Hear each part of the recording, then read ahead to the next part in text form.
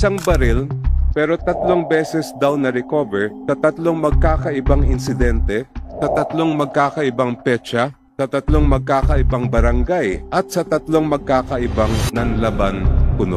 On September 22, 2016, a buy-bust operation was conducted. Nanlaban daw ang suspect.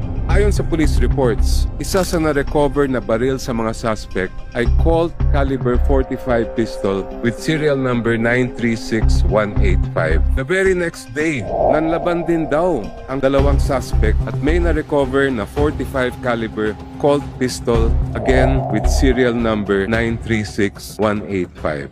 On November 30, 2016, kasong nanlaban din daw.